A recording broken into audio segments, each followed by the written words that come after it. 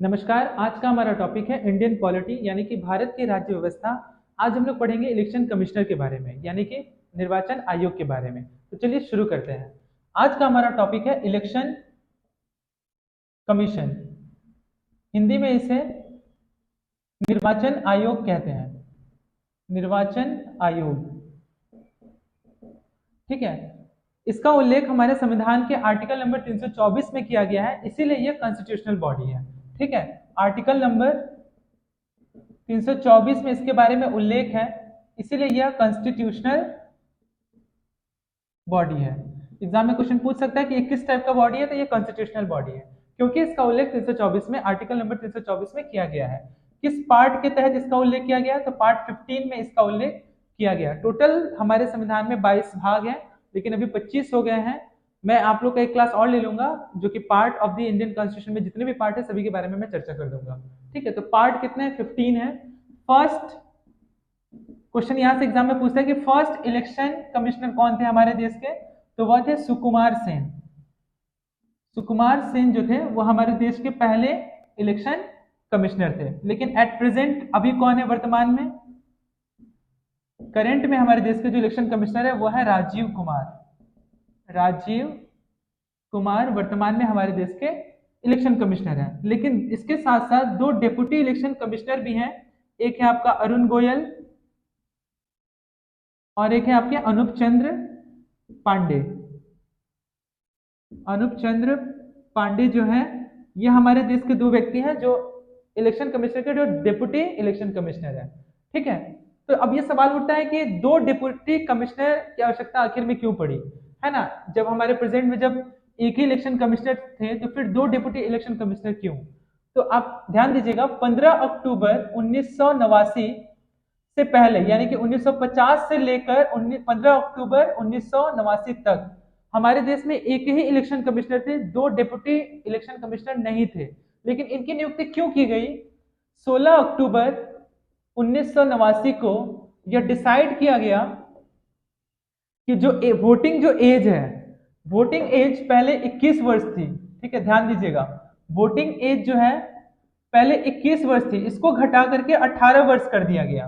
तो किस संशोधन के तहत इसका जो वोटिंग एज वो 21 से 18 कर दिया गया, तो 61वां संविधान संशोधन अधिनियम हुआ, 61 यानी 61वां अमेंडमेंट एक्ट आया 1989 में। तो इसके तहत किया गया, जो उम्र है वो 21 वर्ष से घटा करके 18 वर्ष कर दिया गया। तो काम का जो बोझ है काफी ज्यादा बढ़ गया क्योंकि मतदान देने वाले की संख्या जो हो गई अब बहुत ज्यादा हो गई। इसी काम के भार को कम करने के लिए 1989 में यह डिसाइड किया जाता है कि दो एडिशनल यानी कि दो डेप्यूटी इलेक्शन कमिश्नर भी होंगे। लेकिन फिर इसका विरोध होने लगा। विरोध होने की वजह से 1990 में ये जो दो एडिशनल डेप्यूटी कमिश्नर जो थे उनको क्या किया गया, पद को समाप्त कर दिया गया। फिर वापस से 1993 में इस पद को वापस से कंटिन्यू किया गया। तो आप समझ गए होंगे कि दो डिप्टी कमिश्नर ही क्यों, एडिशनल कमिश्नर ही क्यों। मैं वापस से रिपीट कर रहा हूं, निर्वाचन आयोग। निर्वाचन आयोग का फॉर्मेशन कब हुआ था, ये एग्जाम में पूछता है। तो निर्वाचन आयोग का जो गठन हुआ था वो 25 जनवरी 1950 को हुआ था। ध्यान रखिएगा, 25 जनवरी 1950 को। यही वजह है कि 25 जनवरी को हर साल भारतवर्ष में नेशनल वोटर्स डे यानी कि राष्ट्रीय मतदान दिवस मनाया जाता है। कब मनाया जाता है, 25 जनवरी को। यह भी आप ध्यान में रखेंगे। इलेक्शन कमिश्नर टॉपिक है, हिंदी में निर्वाचन आयोग। इसका उल्लेख आर्टिकल नंबर 324 में किया गया है। यही वजह है कि यह हमारा कॉन्स्टिट्यूशनल बॉडी है। पार्ट 15 में इसके बारे में चर्चा किया गया है। फर्स्ट इलेक्शन कमिश्नर हमारे देश के थे सुकुमार सेन। एट प्रेजेंट अभी हमारे देश के इलेक्शन कमिश्नर है राजीव कुमार।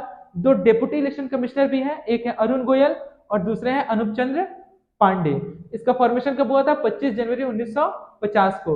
यही वजह है कि 25 जनवरी को प्रत्येक वर्ष में भारत में नेशनल वोटर्स डे मनाया जाता है। ठीक है, अब ये कहानी क्या है, 1905 से लेकर के 15 अक्टूबर 1989 तक हमारे देश में केवल एक ही इलेक्शन कमिश्नर थे। लेकिन 16 अक्टूबर 1989 को यह डिसाइड किया जाता है कि दो एडिशनल डिप्टी कमिश्नर का भी आवश्यकता है। अब आवश्यकता क्यों है, क्योंकि 61 अमेंडमेंट एक्ट 1989 में आया, जिसके तहत जो वोटिंग जो एज है वो 21 वर्ष से घटा करके 18 वर्ष कर दिया गया। काम का बोझ बहुत ज्यादा बढ़ जाने की वजह से दो एडिशनल डिप्टी कमिश्नर नियुक्त किए गए। लेकिन यही पद क्या होता है, ठीक 1 साल बाद यानी कि 1990 में इस पद को वापस से खत्म कर दिया जाता है। फिर वापस से 3 साल बाद 1993 में इस पद को कंटिन्यू किया जाता है, और अब तक हमारे देश में एक इलेक्शन कमिश्नर है और 2 डिप्टी इलेक्शन कमिश्नर है। तो आपको दोनों याद रखना पड़ेगा। उम्मीद करता हूं कि ये जो पोर्शन है आप लोगों को अच्छे से क्लियर हुआ होगा। ठीक है, आप इसको लिख लीजिएगा अच्छे से, या फिर नहीं समझ में आए तो दोबारा इस वीडियो को सुनिएगा, आपको अच्छे से क्लियर हो जाएगा। उम्मीद करता हूं कि ये पूरा अच्छे से क्लियर हुआ होगा। आगे बढ़ते हैं हम लोग। डेट याद रखिएगा, एग्जाम में पूछता है। ठीक है, किस संशोधन के तहत, किस संशोधन अधिनियम के तहत उम्र जो है वो 21 वर्ष से घटा करके 18 साल कर दिया गया। तो वो 61वां संविधान संशोधन अधिनियम था, जिसके तहत जो एज है वो 21 वर्ष से घटा के 18 वर्ष कर दिया गया। अब आगे देखते हैं। अपॉइंटेड बाय, इन्हें अपॉइंट कौन करते हैं? तो इन्हें अपॉइंट करने का जो जिम्मेदारी है वो देश के राष्ट्रपति को दिया गया है। रिमूव बाय, रिमूव कौन करेंगे? तो ये भी प्रेसिडेंट ही करेंगे।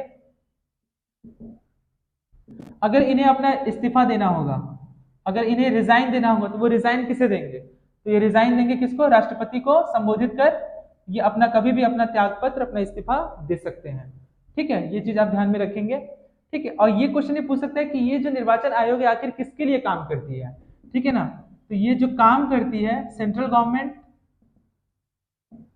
As well as state government, यानी दोनों के लिए इलेक्शन कमीशन काम करता है। यही वजह है ये किस टाइप का एग्जाम में पूछ सकते हैं, ये कैसी संस्था है? तो ये जो है अखिल भारतीय संस्था है, संस्था या फिर ऑर्गेनाइजेशन है, जो न केवल सेंट्रल गवर्नमेंट के लिए बल्कि स्टेट गवर्नमेंट के लिए भी यह कार्य करती है। लेकिन एक चीज इसमें एक्सेप्शनल है, एक एक्सेप्शनल यह है कि जो निर्वाचन आयोग है, जो इलेक्शन कमीशन है, पंचायती राज और म्युनिसिपल कॉरपोरेशन के चुनाव में कोई भी भाग नहीं लेता है। इलेक्शन कमीशन का काम सेंट्रल गवर्नमेंट और स्टेट गवर्नमेंट के दायरे में है, लेकिन स्टेट गवर्नमेंट के अंतर्गत पंचायती राज और म्युनिसिपल कॉरपोरेशन में भी चुनाव होते हैं। उनका दायित्व जो है इलेक्शन कमिश्नर के अंडर नहीं दिया गया है, उसका जो दायित्व है वो स्टेट गवर्नमेंट के अंदर आएगा। ये भी एग्जाम में पूछता है किस आर्टिकल के तहत, तो वो आपका आर्टिकल है 243 के तहत जो पंचायती राज और म्युनिसिपल कॉर्पोरेशन, हिंदी में नगर निगम का जो दायित्व है स्टेट गवर्नमेंट के अंतर्गत आएगा और आर्टिकल नंबर 243 के तहत आएगा। यही वजह है कि निर्वाचन आयोग जो है अपनी भूमिका सेंट्रल गवर्नमेंट और स्टेट गवर्नमेंट की तरफ से निभाती है, के लिए निभाती है। और ये कैसी संस्था है? ये अखिल भारतीय संस्था है जो दोनों के लिए काम करती है, लेकिन एक किसके लिए कार्य नहीं करती है? ये राज्यों में पंचायती राज और जो नगर निगम है उसके लिए कोई कार्य नहीं करती है। तो उम्मीद करता हूं कि ये सारा पॉइंट आप लोगों को क्लियर हुआ होगा और आप लोग अच्छे से समझ पा रहे होंगे कि इलेक्शन कमिश्नर में आखिर क्यों 2 एडिशनल डिप्टी कमिश्नर की आवश्यकता पड़ी। एक से ही जब हो रहा था, एक ही जब कमिश्नर थे तो फिर 2 डिप्टी कमिश्नर की क्या आवश्यकता थी? तो वो था आपका 61 अमेंडमेंट एक्ट जो कि 1989 में पास हुआ था, जिसमें वोटिंग एज है 21 वर्ष से घटा करके 18 वर्ष कर दिया गया। उम्मीद करता हूं कि आपको ये पूरा जो पॉइंट है अच्छे से क्लियर हुआ होगा। ठीक है, आज के लिए इतना ही। बहुत बहुत धन्यवाद।